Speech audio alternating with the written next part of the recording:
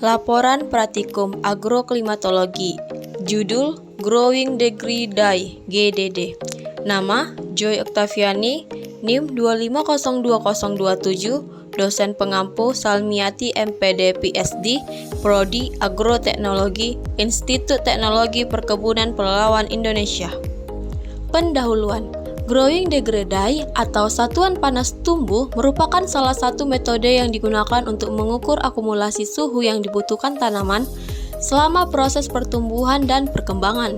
Konsep ini didasarkan pada asumsi bahwa pertumbuhan tanaman sangat dipengaruhi oleh suhu lingkungan, sehingga semakin sesuai suhu yang diterima tanaman, maka semakin cepat pula perkembangan fenologinya.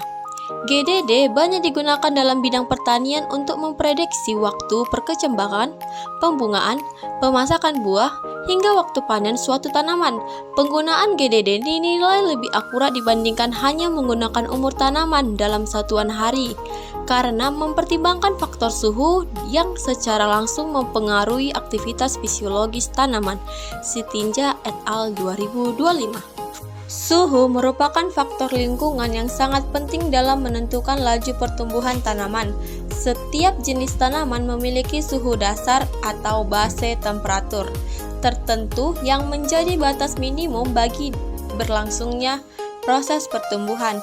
Apabila suhu lingkungan berada di bawah suhu dasar tersebut, maka pertumbuhan tanaman akan terhambat atau bahkan berhenti. Oleh karena itu, akumulasi suhu harian yang dihitung melalui metode GDD dapat digunakan untuk mengetahui kebutuhan panas suatu tanaman selama siklus hidupnya. Metode ini telah banyak diterapkan dalam berbagai penelitian pertanian untuk mendukung pengelolaan budidaya yang lebih efektif dan efisien. Yanti 2024. Tujuan: mengamati pengaruh akumulasi panas GDD terhadap laju pertumbuhan tanaman seperti pertambahan tinggi, jumlah daun, atau perkembangan pucuk. Alat dan bahan. Pertama, bibit sawit, penggaris, dan handphone. Cara kerja. Pertama, pilih 3 bibit kelapa sawit yang memiliki kondisi pertumbuhan relatif seragam. Kedua, bibit kelapa sawit diletakkan pada ruang terbuka yang mendapatkan paparan sinar matahari secara langsung dan membentuk mata 3. Ketiga, dilakukan pengukuran awal terhadap setiap bibit meliputi jumlah daun, tinggi tanaman, dan tinggi batang. Keempat, setiap bibit disiram dengan air sebanyak 250 ml pada pagi hari. Kelima, suhu lingkungan di sekitar tanaman diukur setiap hari pada pukul 7 sampai jam 8 pagi dan pukul 12 sampai jam 1 siang. Keenam, data suhu harian dicatat dan digunakan untuk menghitung nilai growing degree die. Ketujuh, pemeliharaan tanaman dilakukan secara rutin selama 25 hari pengamatan. Setelah 25 hari, dilakukan pengukuran akhir terhadap tinggi tanaman dan jumlah daun pada masing-masing bibit. Kesembilan, data hasil pengukuran awal dan akhir dibandingkan untuk mengetahui pertumbuhan tanaman selama periode pengamatan yang telah dilakukan. Hasil data suhu harian. Pembahasan.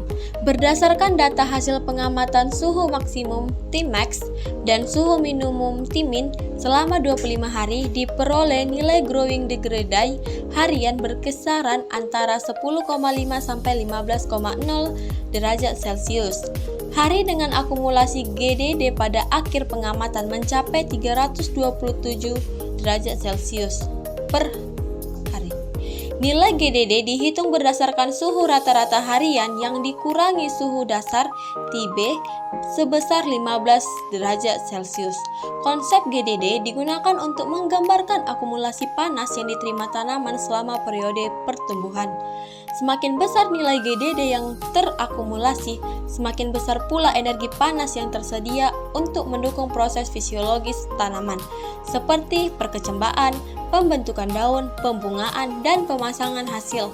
Simajunta 2024. Dari hasil pengamatan terlihat bahwa suhu maksimum berkisaran antara 26 sampai 33 derajat Celcius. Sedangkan suhu minimum berada pada rentang 24 sampai 27 derajat Celcius. Kisaran suhu tersebut menunjukkan kondisi lingkungan yang relatif stabil dan masih berada dalam rentang yang mendukung aktivitas metabolisme tanaman tropis. Stabilitas suhu menyebabkan nilai GDD harian tidak mengalami fluktuasi yang terlalu besar, sehingga akumulasi GDD meningkat secara konsisten dari hari ke hari. Kondisi ini mengindikasikan bahwa tanaman memperoleh suplai panas yang cukup untuk mendukung pertumbuhan vegetatif maupun perkembangan generatif secara berkelanjutan.